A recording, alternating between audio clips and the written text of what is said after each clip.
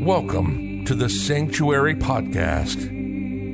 Angel Deer is a medicine man and offers his work on sacred land through shamanic healing, energy healing, sound healing, breath work, plant medicine, and workshops and events. The Sanctuary is a community for all those who seek healing, transformation, ancient wisdom, and a place to come together to create a new way of living and relating. This is the Sanctuary Podcast, and this is Angel Deer. So hello everyone, really good to be together today, and thank you for joining the conversation that we are offering to you here. And we've been trying to bring really powerful leaders and elders and people in the Native community that really lead by example of beautiful stories. And I'm really excited to welcome Brandon today. Hello. Brandon and I, we just spent the whole day together. We had a beautiful workshop at the Sanctuary, talking about co-creation, and especially the idea of co-creation with land and with Indigenous people, and how to do that in an authentic way, in a way where there is reciprocity, where there is honoring, in a good way, I would say, like the old good ways. So I'm going to just read the bio of Brandon, and then we're going to dive in. So welcome first, brother. Good to have you here. Thank you. Mahalo. So Brandon Maka'awa'awa, I hope I pronounced that correctly. Yeah. Is the vice president of the independent nation of Hawaii.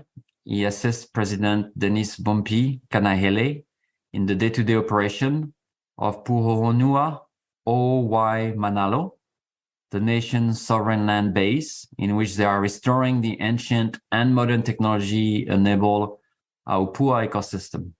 And that's something we're going to talk about. Brandon also leads the nation of Hawaii's delegation to the United Nations Permanent Forum on Indigenous issue, where he has given many interventions on Hawaiian national sovereignty, peaceful coexistence, reconciliation, Indigenous economic development and innovation. And Brandon is also the president of Pu'uhonua, a non-profit organization that advocates for the development of more affordable housing options for Hawaiians. Brandon also advocates on behalf of Nation of Hawaii at all levels of government on different issues impacting Hawaiian and their rights. Seems like you're a busy man. Yeah, sometimes. So before we go into all what you do, in Hawaii and the historical context of it, because I want to kind of go back a little bit in the past and explain what happened, right? And why we are here today, really having this type of conversation.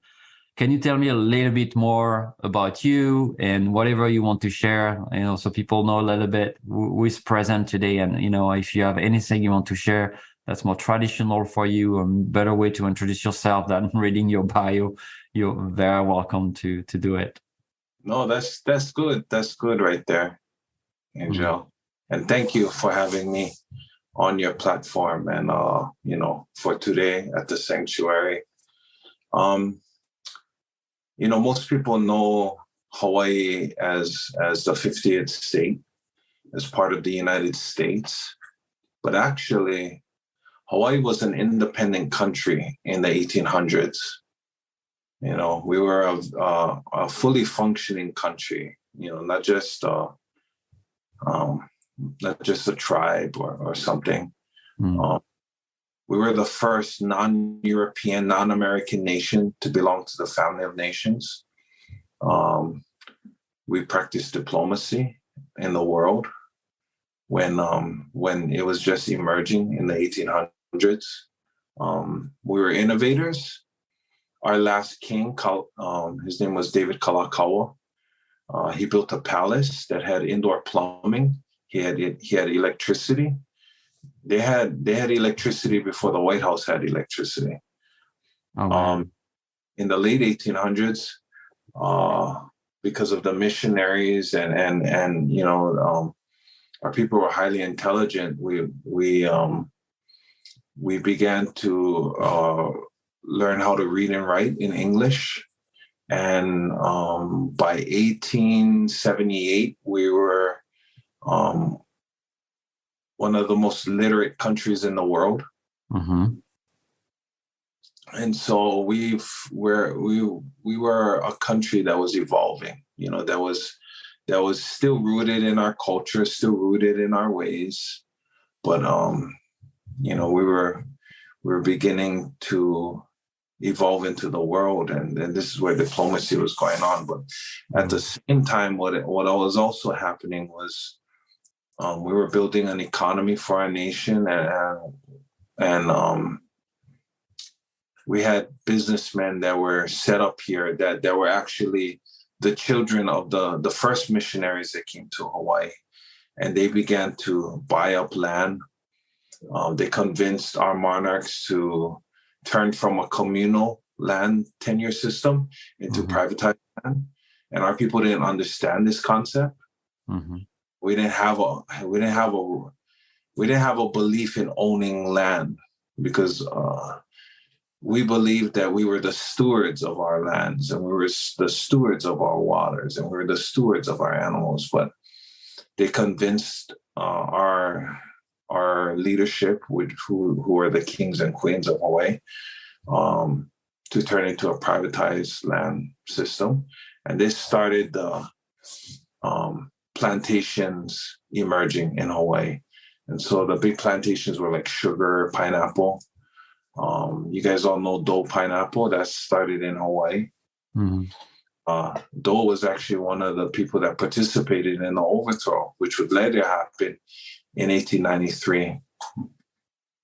So in 1893, these businessmen from America had a lot of political power, because they were, they kind of manipulated our government, and kind of gave themselves a lot of power. And so our last monarch was a queen. Her name is Queen Liliuokalani. She's seen how they manipulated the government and changed a lot of things. Some of the rules they changed were you couldn't vote unless you were a landowner.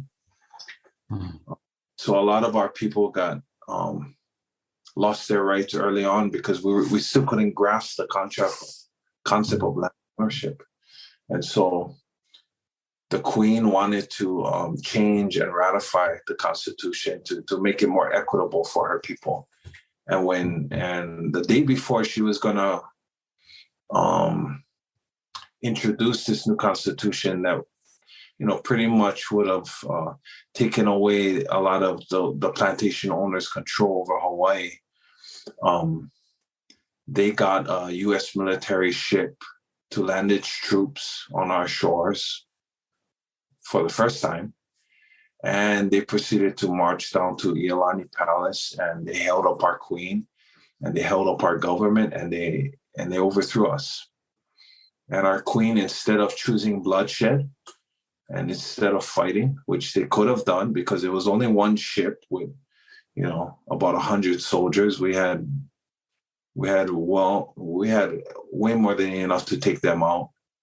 She understood that, at that time, it was during the time of conquest, and if you lost a war, you essentially would lose your nation.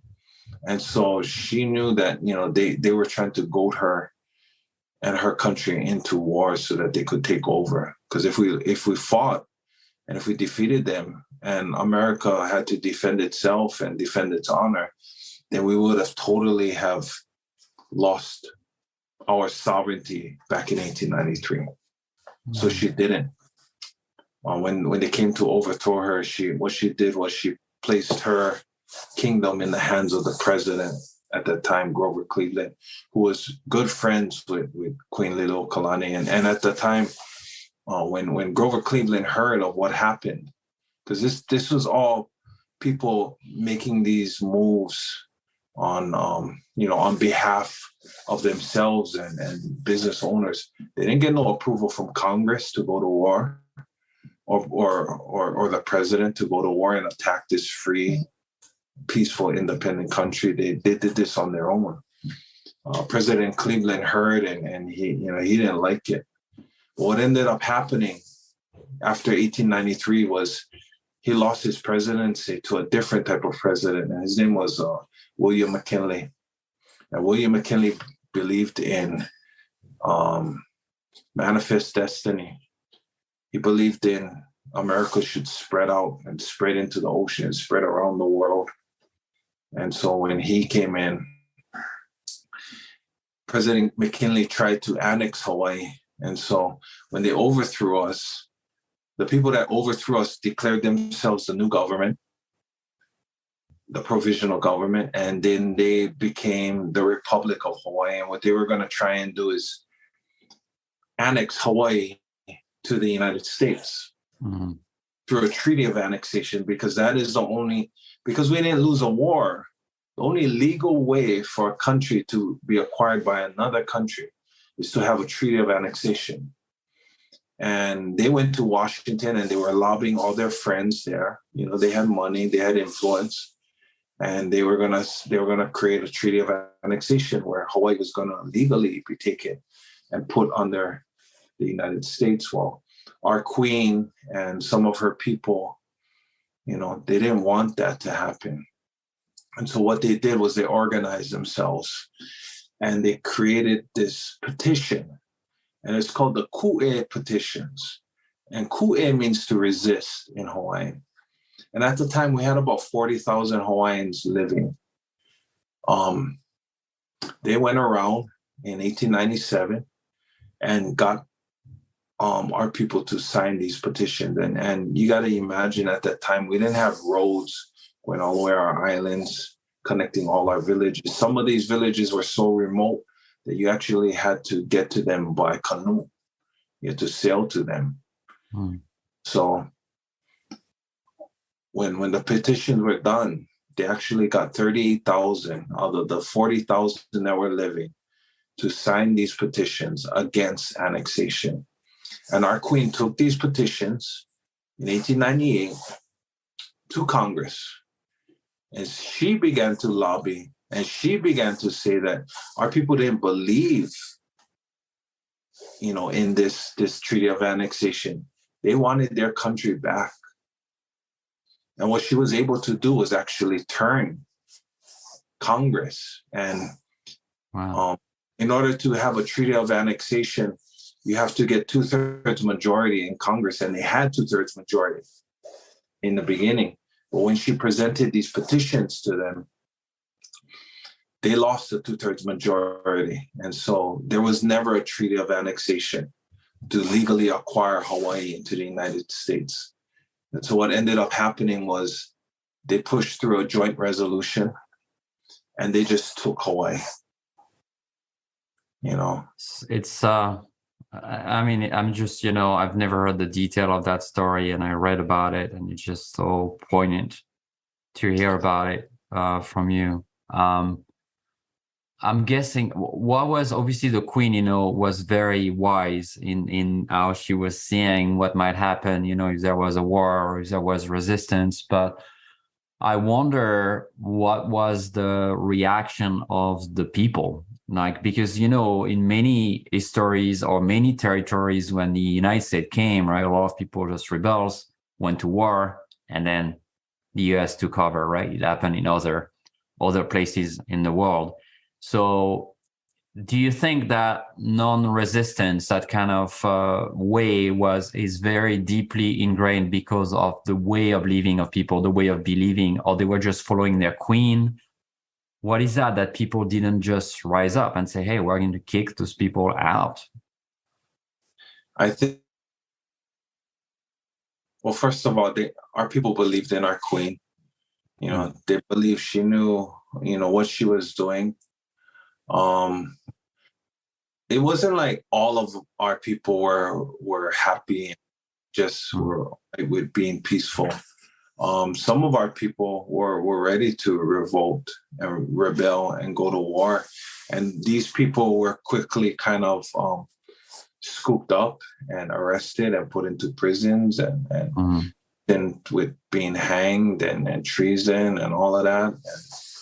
And so, there were factions that were ready to go to war. They just didn't do it. They didn't get to that point. It didn't escalate to where, there was an all-out rebellion. What ended up happening was, our country was stolen through joint resolution, and all of those people, all of those Hawaiians that signed the Ku'e petition, the 38,000 people that signed that petition, they ended up becoming enemies of the state when Hawaii became a territory of the United States. They were blackballed. They were persecuted. Our people went from having, like a real status in society to becoming, just people that were on the outside of society. They started to break down our. They made it illegal to speak Hawaiian language in public. They began to Americanize us because they didn't want our people to rebel. They wanted us to keep on this track of being colonized and Americanized. And so, and just to think that was just a century and 128, 129 years ago that we were an independent country. And you fast forward to today and how people have forgotten about that and they don't know about things. Nobody does. Outside of Hawaii, outside of the academia that study these things. But this is what happens when you denationalize a people and you colonize a people and you steal their lands and you just, it's a form of genocide. Genocide is not just what happened to the Jewish people and what happened to the African American, the Africans in South Africa. Genocide is also when you denationalize a people, when you prevent them from exercising their national rights as a people, and that's what they did to us. And it's just trying to give context. This is trauma that we've dealt with, that most Indigenous peoples have dealt with, a similar type of trauma. Ours was a little different because we actually had a country. Our country, we were practicing diplomacy right up there with other countries too. We were brother and sister to the United States. We were brother and sister to the United Kingdom, to France, to Spain. We recognized countries like Argentina for the first time. We welcomed them into the family of nations. We recognized countries like Samoa, other indigenous countries. And I think that was part of the issue too, is that, we were recognizing other indigenous nations. And they didn't, Yes. It was very racist back then. Yeah. And, we can still argue that it probably still is, right? Because when you don't let people practice their language and their song and their culture and their ceremonies and their way of life, even the change that you mentioned about changing the way you relate to land, right? And this idea of ownership of land, that it was not the way you relate to land. And we're going to talk, we're going to come to that. But so fast forward, I want to come more recent time. So basically the country never ceded sovereignty, right? You've always been sovereign. Technically on paper, there was never, that country was never really taken. I mean, it was taken over, obviously, but there was never this, okay, we're giving away our sovereignty and now we are part of the United States. So fast forward, can you talk a little bit about your uncle and, his story and where we are at today, before we talk about the project and what's happening, but politically, like in the last 20 years, what happened? Yeah. So that was in 1893, our overthrow. So in 1993,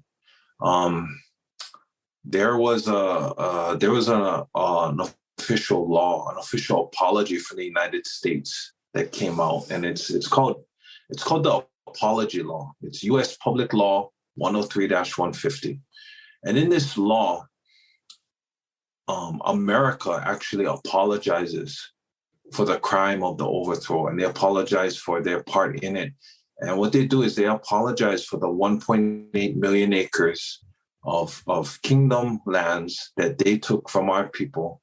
All of Hawaii is about 4 million acres, and the kingdom held privately 1.8 million acres. And they apologize for taking that without compensation to our people, and they apologize for a whole bunch of stuff. But what that ended up doing was... And that was during President Clinton, right? That was at the time Clinton was in power, right? Yeah. Yeah. President Clinton signed that law, and it went through Congress. Both houses of Congress signed, so it wasn't just something that the president did. It was debated on, and a lot of people didn't want this law to go through because they knew the ramifications. A lot of these politicians are lawyers. They understand that if you apologize for something, you have to provide reconciliation. You cannot just say, I stole your lands in your country, and we're sorry, and walk away and then go back to business as usual. When you formally make an apology like that in legal terms, there has to be reconciliation that will happen. And so there's a reconciliation that is promised in the apology law, where they urge the President of the United States and the Hawaiian people to come together to reconcile for this wrongdoing and figure out a way how we can be made whole, And my uncle was the activist at the time, and he was being told and advised by an international attorney. His name is Francis Boyle, and my uncle was actually his name is Bumpy Kanahele, and currently he's the president of the nation of Hawaii. And so he was a longtime activist. He was always fighting the state because he knew something was wrong here. Even before the law came out, he understood that something was wrong with our people and the way they're being treated. And so the state of Hawaii actually asked him to be an advisor to the Sovereignty Advisory Commission, where they were going to look at this law, because this is federal law. This is above state law. Because the state wanted to know what is going to happen now that they apologize, because those 1.8 million acres are being held by the state of Hawaii. Every single acre that the state of Hawaii owns actually belongs to our people. Yeah, and the rest was the private property, right? The rest to get to the 4 million acres that Hawaii is in total, that the rest is private property, right? But 1.8 is public land, right? It's state of Hawaii, right? It's state of Hawaii land, public land. Mm-hmm. And so what my uncle was doing at that time was actually occupying a public beach park and teaching other Hawaiians about the law that, no, we don't need to go anywhere. You're homeless. You don't have a place to go. Come to this park. Come. We're going to start building right down here. These are our lands. Because this international attorney told him, if you wait for the United States to reconcile with you, you continue to be waiting. You'll be waiting for the rest of your lives and nothing will happen. See, reconciliation can only happen when two parties are willing to sit at the table to fix a problem. But if one person is at the table and the other person is pretending like they don't know where the table is, the reconciliation will never happen. This is us at the table. This is the state of Hawaii. This is the United States, because there's nothing in it for them. And so so Brandon, basically it says that you have to reconcile, but there is no agenda or timing or schedule or even consequences if it doesn't happen, right? If it doesn't happen, it's just basically a law that is not being put in place, right? Yeah. So armed with this law, we occupied Makapu'u Beach for 15 months. And at the end of the 15 months, my uncle realized, there were like hundreds of people down there occupying with that. So now we've created a critical mass where there's so much people that they cannot just put everybody in jail. And then now we're exercising this law that the state really wasn't prepared for.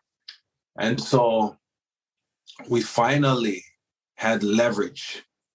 We had leverage with the state to get them to maybe not reconcile the 1.8 million acres, but they had to reconcile with us because they needed us off the beach because we was making too much noise. It was a popular tourist beach. And you got to understand, tourism runs Hawaii. That's the number one economy of Hawaii.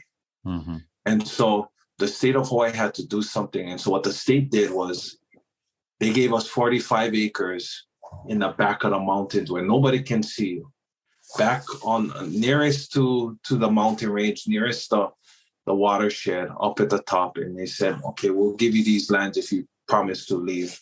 And so we ended up leaving and going to these lands. And so right now, this is where we reside, on 45 acres of sovereign land, where we practice autonomy. We govern these lands.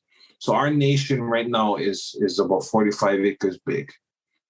It's not 1.8 million acres yet. It's not all of Hawaii just yet. It's these 45 acres. And what we've been able to do there is rebuild the independence in ourselves and rebuild the sustainability that our people once knew. You know, our people lived off of the land, in harmony with the land, under this system called the Ahupua'a system. And this Ahupua'a stretched from mountain to ocean, right? And what connected this mountain to ocean were streams, freshwater streams, that everybody had equal access to. Everybody had equal access to water and land because we didn't have privatized lands. We didn't have privatized resources, privatized water. Everything was communal. Everything was shared. And so this system is what governed Hawaii even before our kingdom, even before our monarchs. This was the way of life for us, to live in harmony with land, to act as stewards of the land. And this is where, you know, we want to get to another point where indigenous peoples have the ancient knowledge, the ancient indigenous knowledge of how to live in harmony with land. Mm-hmm. And that is why we are trying to develop these 45 acres in modern times, though. Rebuilding this relationship that we had to steward our land so that our land would protect us, but bringing in modern technology to help do that. You know, where we are, it's not as developed. You know, we live on the island of Oahu. That's where Waikiki is. That's where Honolulu is. That's where the metropolis is. There's almost 1 million people living on Oahu alone. And so people think of the Ahupua'a as something from the past that is not relevant to today. You know, people think that in order to save the environment, you have to go back in time. And we can't go back in time, right? We can't go back. We have to move forward. This is progress, blah, blah, blah. You know, telling us that, you know, we have to forego that way of life. We have to forego those relationships. But you look at what's happening in Hawaii today. 95% of our food is imported. Right now, our current aquifer, our biggest aquifer on Oahu that feeds this 1 million people in Oahu is poisoned by the military at Red Hill. We have fuel tanks that are stored right above our aquifer, and those fuel tanks were from World War II, and now they began to leak. They are in the span of 60 years since statehood. They are making conditions, you know, on our islands almost unlivable and unsustainable. Why? Because when they overthrew us and when they changed our language and when they went for our culture and they tried to Americanize us, they tried to bury that ancient knowledge. And that's why on these 45 acres, we're trying to bring it back. Not just because we want to celebrate our culture or we're trying to do this thing, you know, where we're just trying to protect ourselves for this impending doom that is happening in Hawaii. But we're trying to create solutions on these 45 acres of how we can live in harmony with nature today, you know, in the modern world, right? And you say Aupua as ancient technology, really, and also modern technology, right? That comes together. But Brandon, obviously, so that relationship to land was lost, in the past century, right? Over 100 years ago. Right. So there's nobody alive, I'm guessing, that has known that in there as a live person, right? Or very few people were alive in the time where there was that kind of relationship, right? Even your uncle, it stopped way before that. So I'm really interested, and I want to go more in that Haupua model, which is so beautiful. I mean, you've talked to me about it before, but how do you recover? How do you restore something that's so ancient that has been lost? And also then from there, how do you weave that with the modern world? Because like you say, we don't want to go back in time, right? We want to go forward. So how do we do that? The retrieving of this old knowledge, and how do we do that in a way that's also compatible with this way of life that we have now? Or maybe probably different, right? But I weave that into modernity so that people don't think like we're going back to caveman, we're going back to stone and fire, right? Yeah. Yeah. So the way we have done it is by going back to our lands, right? When there is no political barrier keeping us from our lands, when we get to get on our lands and try and figure out how to live like our ancestors again. How did our ancestors live this way? Our lands are still there. The streams, some of them might be diverted, but the water that where we're living on right now is there. And what we had to do was actually go to the land and let the land speak to us.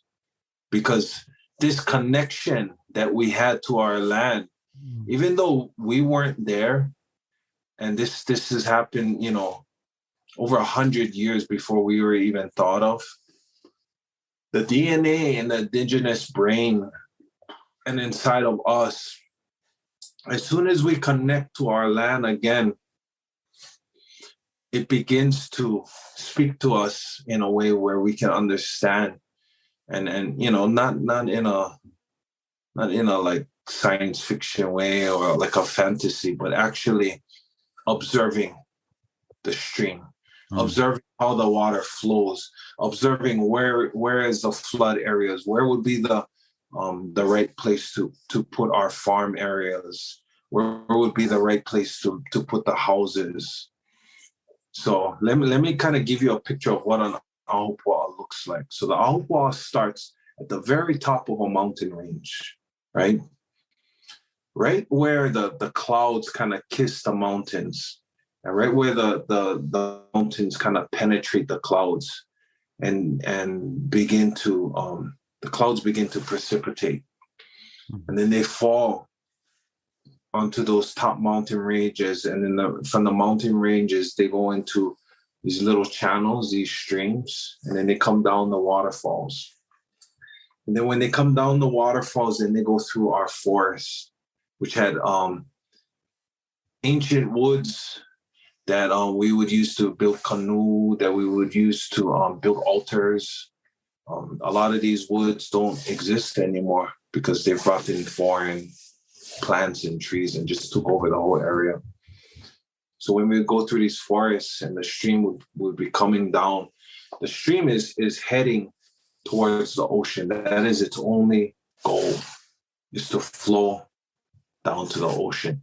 And this idea of flow is something that is a big theme in the ahupua'a, the constant flow of resources.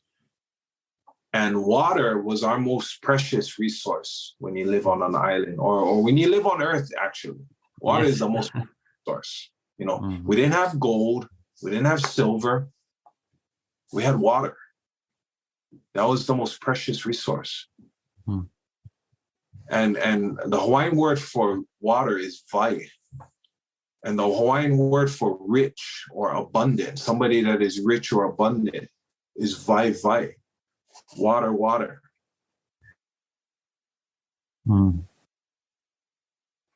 And, this water, when it would come through the forest, now, when it makes its way into like the plains areas where we would have our We call them lo'i or taro patches, which are basically wetland, almost like rice paddies. And you see the rice paddy terraces in Asia, in Vietnam, Japan. We had similar types of terraces, and the streams would flow. We would make channels that go and take this water into these paddies. And so we would take water in to our paddies, and they would go through all these systems of paddies. And at the end, that water, that nutrient-rich water, would go back into the stream, right? And then once it went back into the stream, now it would get closer to the shoreline where our houses actually were. And then when they would get to the village area where we would have all our grass huts, that's where people would use the water for different types of things, washing, clothing, or bathing even. And then once it would pass through the village, it would go into the mouth of the stream, where the stream met the ocean. And in that area, when the waters meet, and when you have all this nutrient-rich fresh water that is coming through the lo'is, coming through the village, and taking all of this mana and energy that we're giving to it, it now hits the salt water. Right around there is where we would build a local i'a, which is stone-walled fish ponds, because we actually farmed our fish. We didn't go out on a canoe and go looking for marlin or ahi or whatever it is. We didn't do sport fishing. We harvested fish inside these ponds. And the ponds had gates on top of them, and they're like sticks that would in between, everything would be coming to like walls right here. Then you would have these sticks that would come in, and they were just big enough to where the baby fishes from the outside in the ocean would swim in to feed on these waters, the salt and the fresh water with all the nutrients in them. This is where life is created. And so they would feed on these waters, and they would live there, and they would eat, and they would be happy. But then when they would get too big, they cannot leave the fish pond now. And that's why these fishes that lived in these fish ponds, they were the ones that would feed our village. And then, but the Ahupua'a actually continues. That water and that whole system keeps going out. It goes into our reefs, and then it goes out into the ocean. And then from the ocean, the water would be evaporating, and then it would go up into the clouds, and then those clouds would come back into the mountains, and this whole system would start all over again. And so this is the Ahupua'a, and this is what our people's main responsibility, main kuleana was to ensure that this flow continues and that nobody disturb this flow. And we had strict laws that people would know already, because we've been doing this for thousands of years. Mm-hmm. They understood that, if you were going to gather fresh water, what you would do is you would go all the way to the top, into the forest, and that's where you would gather your fresh water. You wouldn't gather your fresh water down by the village where people were washing things, because that water is already, that's not good for consuming, because, it's unpure. Everybody had equal access to the water. So it didn't matter if you lived up at the top of the mountain where the water first started, or if you were down at the bottom of the ocean. Everybody had equal access to the water, and everybody had their place in which they knew what they could do with the water. There was a certain place to use the water to farm. There was a certain place to use the water for cleaning. There was a certain place to use the water for consuming. And this Ahupua'a was a system that was created because we lived on an island with finite resources. We couldn't go somewhere else and go get fresh water and bring it back. We had to preserve the fresh water that was there. We had to preserve the food that was being produced on an island.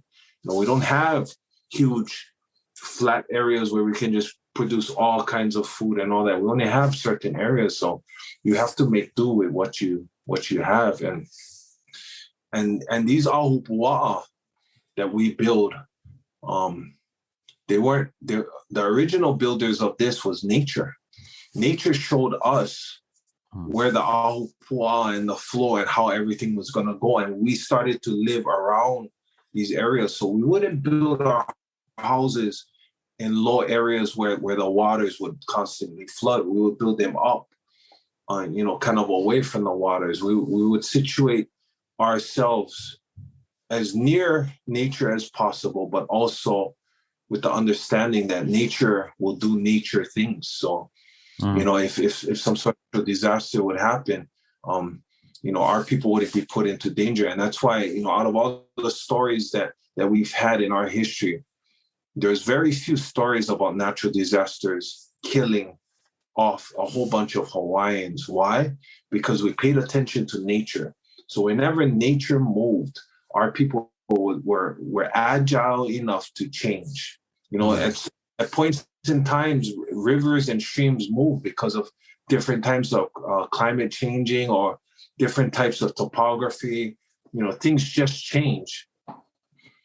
We didn't get stuck in one area. We had grass shacks. We could move. We didn't need to live in a certain area for thousands and thousands of years. We changed constantly according to nature. And this is why it's so important for us to do what we're doing on our property, on these 45 acres, because we're trying to show people that this is the way we will survive in the future. When you talk about climate change and you talk about all these things that are happening around us, we're constantly trying to figure out how we can manipulate the earth back into a more comfortable situation for us.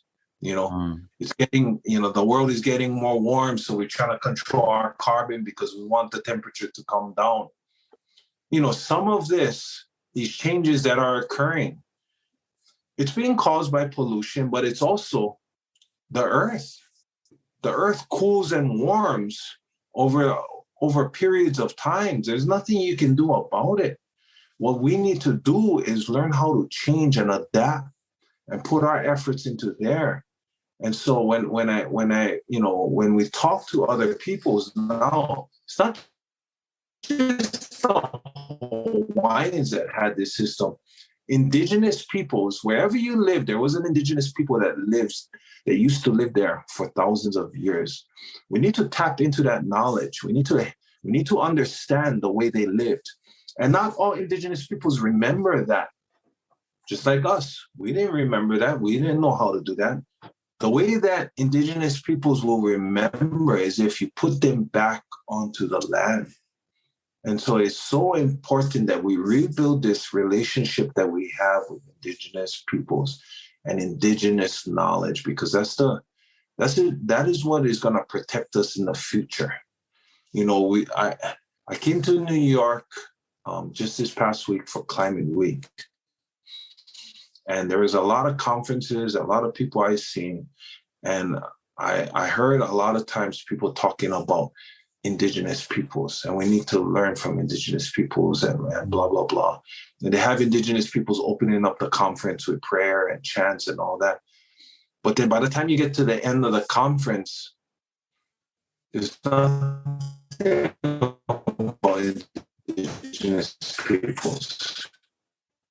They're not looked at to understand that indigenous people's knowledge is more relevant today than it ever was. Indigenous people's knowledge is not for the prehistoric days. It's not for the caveman days. It's not going back in time.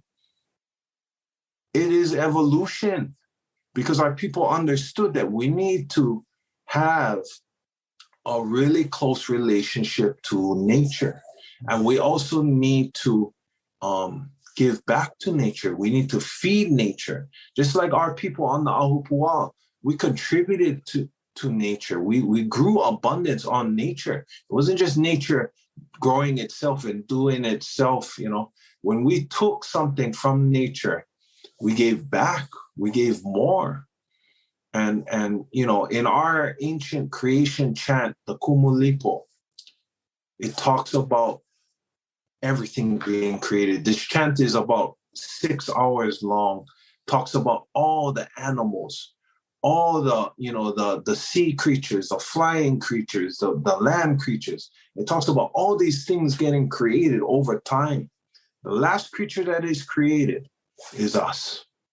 We're the babies. Everything you see around us in nature is our ancestor. This is why the indigenous peoples lasted for thousands of years, because they knew their place in this world. Today, the way the world is structured is humanity is on top of the pyramid, and everything that exists in this world exists for our consumption. We consume everything.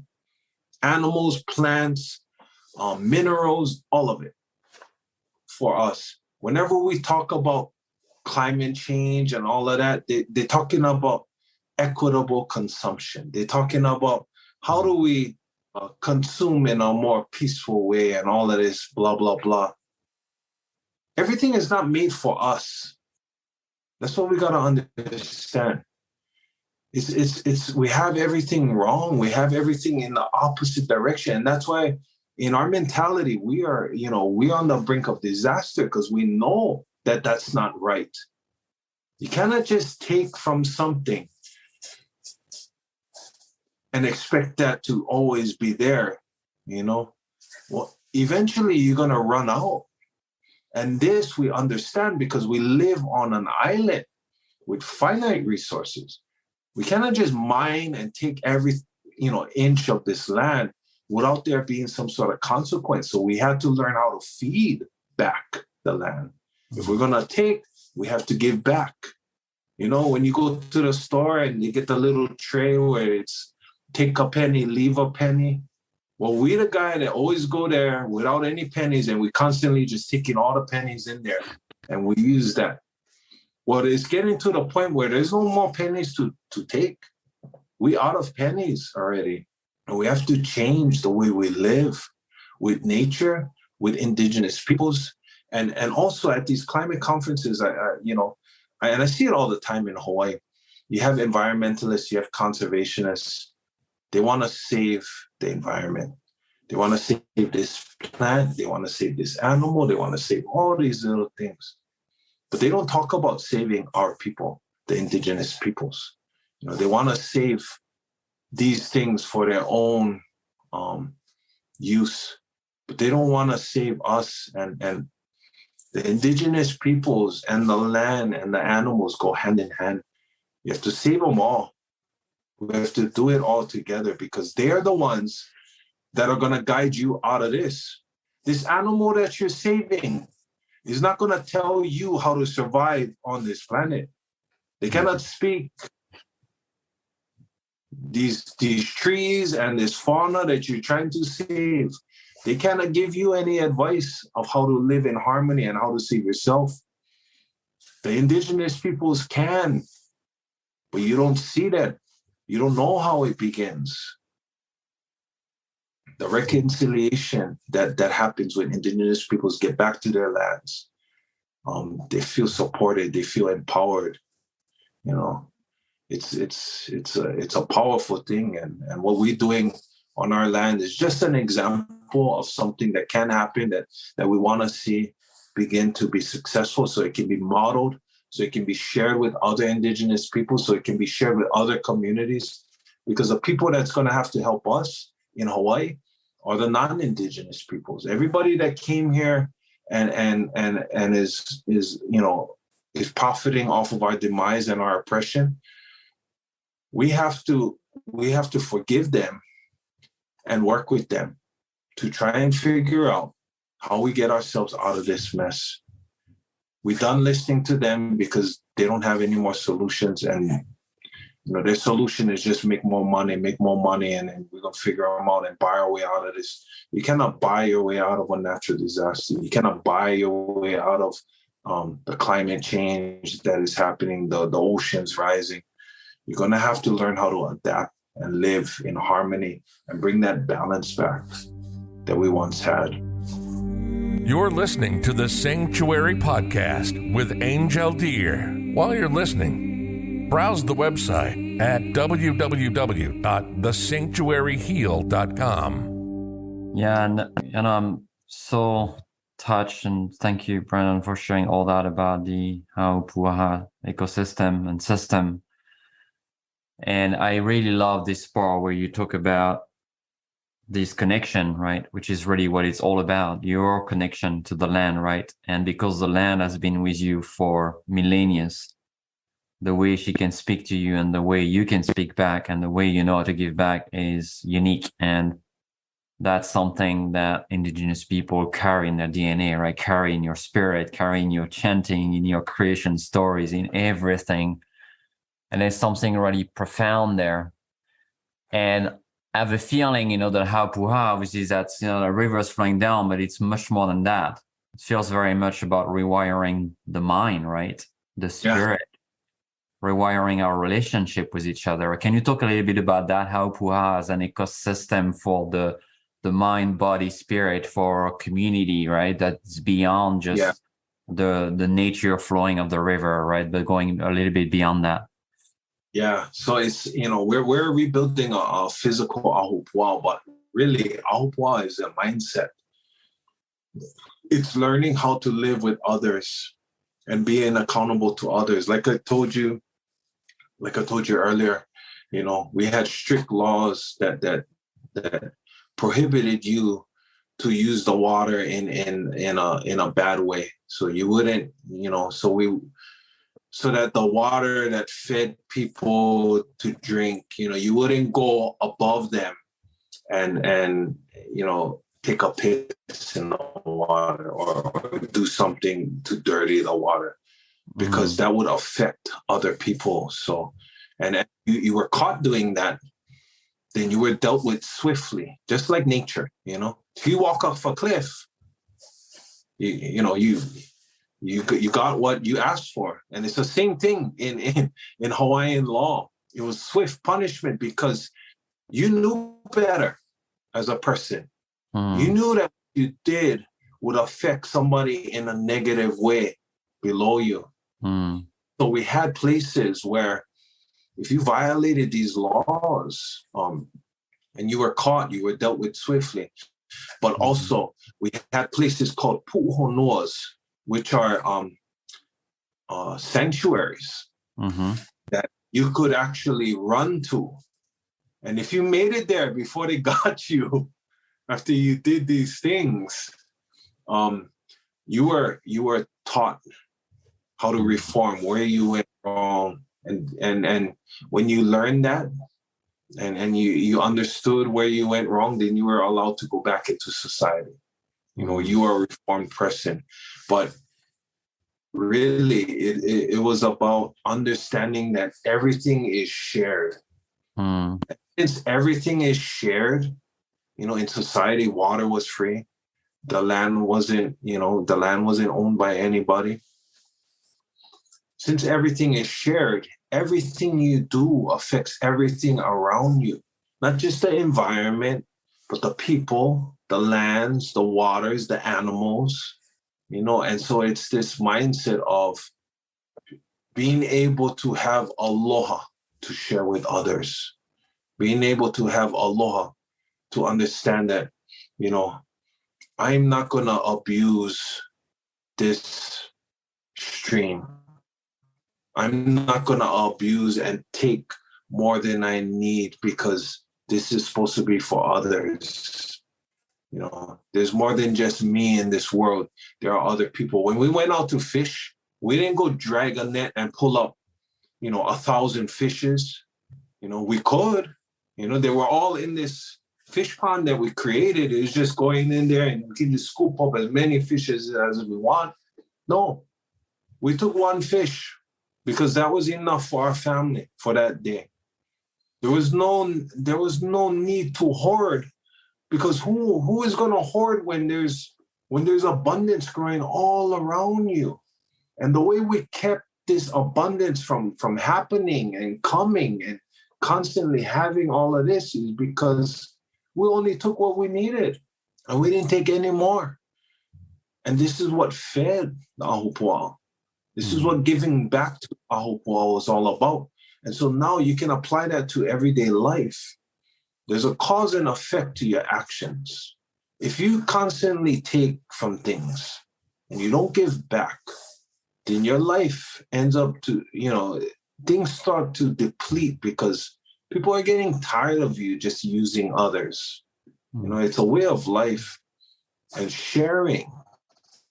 We didn't have a concept of hoarding land, of hoarding resources, because what were you going to do with all of this? It's not yours. You take what you need. We lived within our means. And this wasn't a poor life. We weren't slaves to the land. We weren't slaves to these strict laws or systems. We loved it. We loved to be part of a system where we served a purpose. The taro farmer that farmed taro, he farmed for everybody in the village. The house builder that built houses for people, he built houses for everybody in the village. The fisherman, everybody did everything for the village. Why? Because when you needed help, right? If you were a taro farmer and something happened to your house, you didn't stop farming taro to go build you another house because your family needed a house. Yes, your family needs a house to live, but the house builder will come and build you your house for free or for taro or for whatever. You can give him what you want, but it was his duty to build that house for you because that was the purpose he played in his ahupua'a. Because the taro farmer fed the ahupua'a every day of his life. So he didn't need or want for anything because everybody understood that their purpose was bigger than just themselves. Their purpose was to serve each other, serve nature, and this would serve you in the end. And that's the relationship that we had. This is the aloha that we have for people. And aloha is not just hello, it's not just goodbye, it's not just love, it's the opposite of fear. Fear is what creates hoarding. Fear is what creates sadness, anger, jealousy, resentment. All of the problems we see today, the economy is run by fear, scarcity, all of these things. Aloha is the opposite of fear. Aloha is the antithesis of fear, right? So whatever fear creates, aloha is that balance that holds it there. Because you cannot get rid of fear, You just have to control fear so that it doesn't change who you are as a human being. And we need aloha. Yeah, sorry. I want to interrupt you, Brandon. No, go ahead. So how do we go from this Aopuha system? You were given such a tiny percentage of those 2 million acres, right? You have 45 acres. It's very small, right? And you don't have the whole system, right? You don't have from the top of the mountain to the ocean, right? So how do you see going from there? Is there, a plan? It's like, okay, no, we're just going to make it work there, or we are going to we're just going to need more land to really survive, because you have to be, if some part of the chain, someone takes the water above you, right? Or someone pollute the water in the ocean, right? You are obviously part of it. So you are going to be influenced by that. And I want to broaden the question also, is that enough? Because it seems like it's such a different way of thinking that we need. It's a different school system that we need. It's a different health system that we need, right? There's a whole way of relating. It's not just the way we relate to land, right? This is a start here, but there is so many other systems. So how do you see the political future of the independent nation of Hawaii in implementing maybe those other changes or expanding that? And maybe it's more a question for you, Uncle, but I'm sure you had discussion with them, how do we do it on such small territory where most people probably live on, places that are, private, and they need to pay rent, and they might have to go to work just to feed their family, right? Because they can't come work for the community yet because there's not enough job yet or resources yet. So how do we scale that at a pace that's enough and quick enough so we can restore this for your people, for the whole world, right? Not just for your people, but for everyone, right? Yeah. And so the way we scale this is we got to begin now, and our 45 acres is really small, and it's going to affect a small amount of people, but that's easier to start now than changing the 1.8 million acres that has been overdeveloped, that has been raped, that has been taken advantage of. You can't convince all these economies that have been built upon these lands, you can't take all that away. That's not what we want. We don't want chaos in society because people don't understand how to live like that yet. That's why we have to test pilot that project out now on our 45 acres where we are agile enough to change.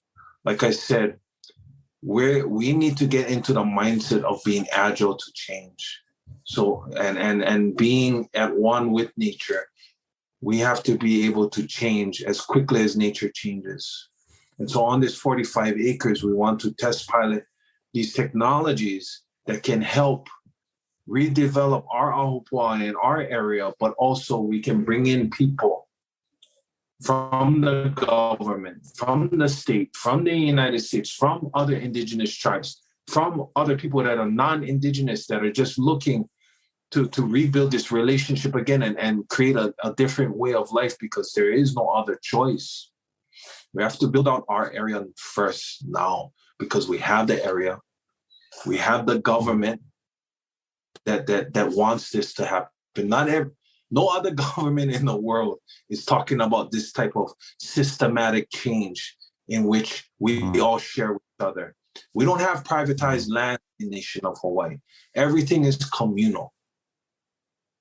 Everything is shared. Even the way we're building our economy and how we're setting up our businesses, we're setting them up like as if they were ahupua'as unto themselves. And these innovations that we're bringing in, we're going to partner with these innovators and create solutions for the state of Hawaii so that we can bring in our own economics. So it's not just us asking for money, constantly all the time. We're going to have our own economy. We're going to be building things. We're going to be creating things. And these companies and these industries that we build up, our nation is going to create shareholdership for these companies so that every Hawaiian and everybody living in Hawaii has a share in these companies. This is the economic part of the ahupua'a now, because we're at the top of the ahupua'a. This new invention and new technology is coming to us first. And what we're trying to do is make sure everybody has equal access to this. Everybody, all the way down to the shoreline, the person farthest away from any of these types of ideas have access to it. The people that don't even know this is happening, we have to share. We have to do it first. We have to teach people how to live like this. This is part of trying to educate people through experience. If we want people to change, we have to be willing to change ourselves first. This utopian society that people think is impossible, that we're talking about how our ancestors used to live in back then, if we don't test it out, nobody will ever believe that it is possible. So we have to do it, and we have 45 acres where we're trying to do that. And hopefully this is a way where people get motivated and they stop living in fear and they start living with aloha, and they start following and looking at some of the examples that we will be doing in the next few months, few years going forward, because we have no time to wait anymore. We cannot, just like we couldn't wait for the United States to reconcile with us directly, we had to take action. We had to occupy lands. That's how we got where we got. The earth, humanity cannot wait alongside and wait for these big governments to change the way they live. They're not going to. They don't see how it's possible, not with the populations and all that. Hawaii right now has about 1.3 million people living in it right now. All kind of problems, 95% of our food imported, poison water, over pollution, sewage, everything, all the problems, filled up landfills. At the height of Hawaiian civilization, we had over 1 million people living in Hawaii, almost the same population that there is today. We didn't have pollution. We didn't have a waste problem. We grew 100% of our food. All of these things are possible. It's possible to go back, but we need to understand the indigenous knowledge, and the indigenous knowledge that we as a people carry as indigenous peoples only can be unlocked when indigenous peoples go back to the land. That's why I'm saying everybody has a role to play in reconciliation. It's not just the governments that got to reconcile with indigenous peoples and all that. You as a person can do the same thing. You can reach out and you can reconnect to these indigenous peoples. But you need to build a relationship with them. They need to be able to trust you. And that's going to take a while. And so that's why, we want to help and kind of showcase that. So it's not just us saying. Yeah, that's a good segue in my question, because very often, I mean, there's a tremendous amount of trauma, right, that has happened to indigenous population in Hawaii and all over the world, right? That is still happening, right? Oppression, sacred sites where we build things that we think we need and we don't respect that this is a sacred site for indigenous people. Water access, land right. I mean, I could go on and on and on and on about the problem, right? So it's completely normal that as a consequence, indigenous people can be very wary of people who are non-indigenous, and having any kind of relation, right? Not even talking about conversation, but, commercial or any kind of discussion that could happen in that space. So I would love to hear, because I know you do a lot of partnership with also non-indigenous people. And, we have a common friend that works with you and she's not indigenous from Hawaii. So what is your view on that relationship, and how, do you see that evolving in the future so we can reconcile, so we can cooperate, so we can co-create? What do you see are the steps, and maybe what do you think is in the way today or is not done properly to have this happen in a way that you feel as indigenous person is the good way to do it? Well, because we have an urgency so this needs to happen quickly, but it doesn't need to be rushed to the point where you want indigenous knowledge and you just want the knowledge. You don't want a relationship with the indigenous people. You don't want to build that. You don't want to take the time to do all of those things. And if you just take the knowledge without actually empowering and having the indigenous peoples, you're going to miss so much. You're going to think you got it already. You spend time with one indigenous tribe for like 1 year, and it's like, oh, okay, I know how they live. I know how they built the grasslands, and that's how they brought back the buffalo. Okay, now I'm ready. I'm going to go, and you leave them hanging. No, there's so much things. It's constant learning and constant living with nature that we still need to understand, that even indigenous peoples need to understand. But we have to build that relationship there, and it can't be an extractive thing. We cannot appropriate people's culture. We have to empower them to step into their place as indigenous peoples, And the reason why I concentrated on indigenous people so much is because they have that knowledge that all of these climate change guys are looking for. They have all that. And these climate change scientists and the governments don't look at it the same. They don't value that, because they look at indigenous peoples as barriers. There's an awkward thing with them, because they know that they should be reconciling with indigenous peoples, but they don't want to do it just yet. and they want to do it on their time, or their time. We don't have time. Mm. Mm. Don't wait for your government to begin reconciling with Indigenous. You need to build a relationship, and you need to rebuild that relationship now, and then that can be done. But you have to do it in a good way. Like Angel was just saying, this is not something that you should be rushing into, that you should be forcing yourself onto them. You have to be you have to work alongside them. You have to be patient too, because you're talking about people that have dealt with 400 plus years of trauma, of genocide, of all kinds of, unspeakable violence to them. They're not so easily, trusting for non-Indigenous, so you have to earn that trust. And that's friendship, and that's true giving, and that's true sharing, and that's true allyship that needs to be built. And when there's an Indigenous struggle and they're trying to save their land, sometimes you might have to get involved with that. I'm not saying everybody has to do that, but that's part of rebuilding a relationship too, because what Indigenous peoples are trying to protect is the same things that we all should be protecting. It's just an Indigenous fight at first. Just like Red Hill, where I'm from, where they poisoned Oahu's water aquifer. It was the Hawaiians that tried to stop them years ago, decades ago. This is not a new thing. Decades we tried to stop them, but it was only us trying to stop them. And nothing was changing.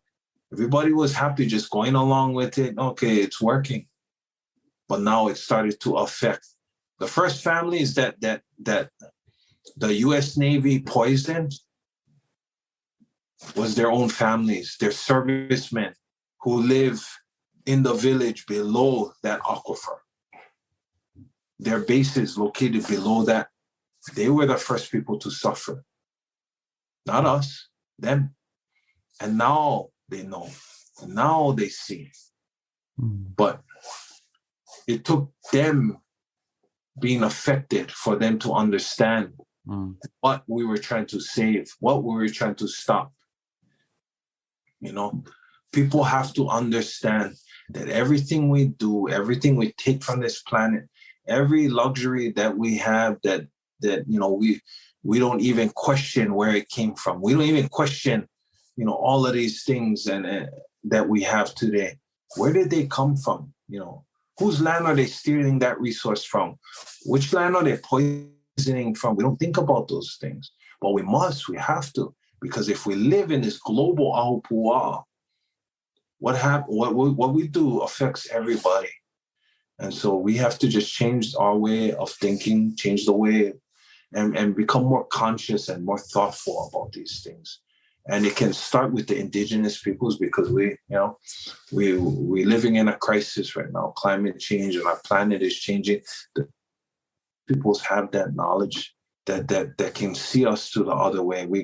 We see a future, and I believe this is not the end of the world or the end of times. To me, this is the end of this time. This is the end of humanity thinking it's gonna dominate for the rest of the rest of the lifetime of this planet. That's not gonna happen. That world is gonna end. This new world is gonna emerge, in which humanity and nature is gonna live at peace and harmony again, and we're all gonna thrive together. Not just saving humanity, but saving everything. We have to rebuild these relationships that we have with Indigenous peoples, so that we can understand how to do that, how to save the planet and not go back in time. How do we actually evolve? Then we will be evolving into a higher state of consciousness with the planet. Yeah, and thank you for sharing that. And I think, it's, I love this part when you say, we're not really trying to save the earth, we're trying to save ourselves, right? A lot of those movements, we're very concerned about our fate, right? But we don't think about, right? Indigenous people, right? To start with, right? Other human being, right? It's more saving, can I say my company or my economy or my, whatever, I'm making money out of, because if that goes wrong, I won't make any money anymore. So I thank you for kind of broadening the way we look at conservation, which is sometimes it's a very colonial model, right? Because we create those state parks, but we don't make them, places for indigenous people, right? It's the state park, right? It's just beautiful nature, but it's missing the key component, which are the people that know how to take care of that nature. And it's entertainment for us, right? It's like, I'm going to pay, or I can visit and I get something beautiful for myself, right? But I don't think further than what is really that I'm doing here with that state park, right? It's like going to Disneyland for nature. Sometimes what I say, you go there, you pay the entrance, right? You feel better, and then you leave, right? Yeah. And you keep living your life as if everything is fine, right? We don't really change that, because you think, oh, if there is state parks, then we're okay, right? The world is going to get better if we get more preserved, right? More places like that. And we forgot that interconnection, right? Those rain with, pollution are going to come on that state park, right? Those invasive species, they don't know any border. They are going to go through, right? And the way we live is going to destroy it at the end if we don't change that.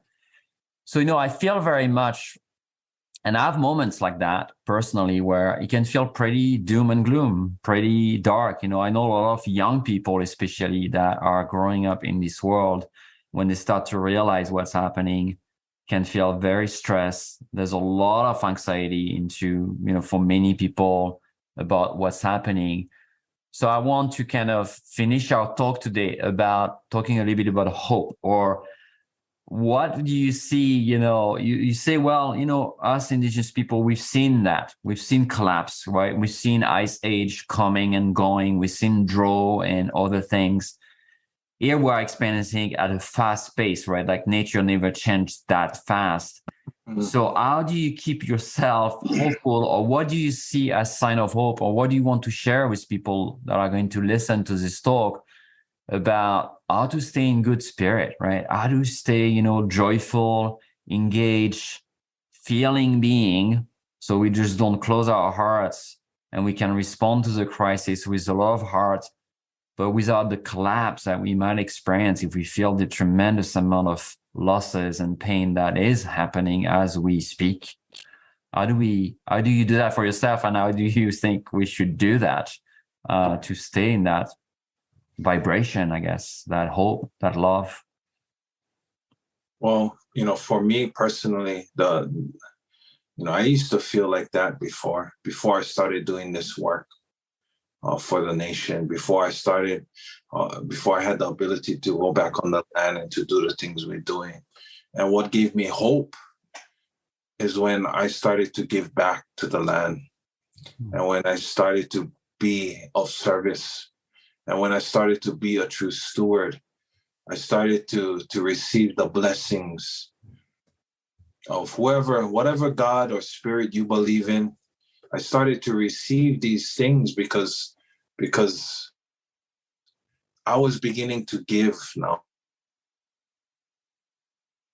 Because I was giving, I was receiving not just food from the ground, not just understanding and knowledge, but I was being blessed and given hope, because I can see how I was when I was young and colonized, and I lived in a city, and I never knew my history, and I never knew my culture, because I was taken away from our lands.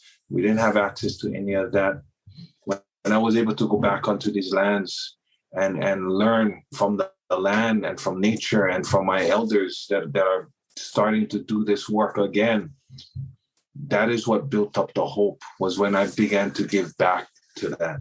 And I started to see, when I gave back, things were becoming, things were just opening up. Relationships were opening up. I began to meet people who were doing the same things as me, and we began to collaborate in that.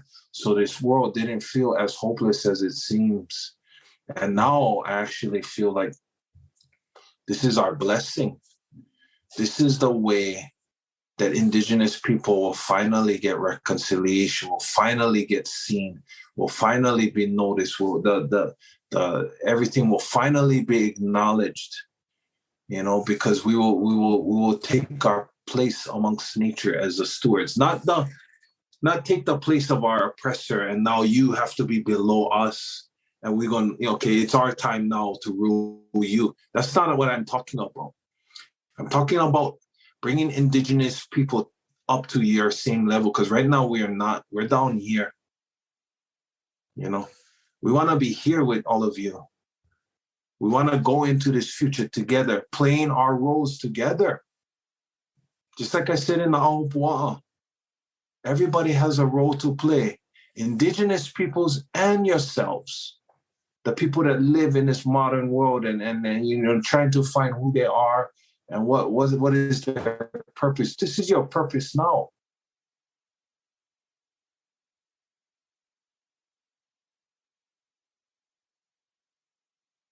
Because we're talking about climate change and the world changing and getting to be a scary place where nature is just doing its own thing. That's one thing, but I'm talking about what is your purpose to your community? What do you do that serves your community? When you begin to serve your community, you begin to see more hope, you begin to see more purpose. And I know a lot of you are already doing that right now. And we got to continue to do that work, because that is the work that gives me hope. When I see more people doing that, when I see more people stepping in, where I'm not just the only one volunteering, there are plenty of people coming now to help our nation. A lot of people are volunteering. We have so much people volunteering that, it's making more work for us to find things for them to do. We got to get organized, right? We got to be ready, because people are coming now, because they understand what is happening. But that shows me that there is hope for our people. That shows me there is hope in humanity. We have to teach the kids about this hope. We cannot just talk to them about the evils. We cannot just talk to them about the disaster that we're leaving on their plate. We got to show them a different future. We got to lead by example. We cannot just kick the can down the road and throw all our problems onto them and just not change what we're doing.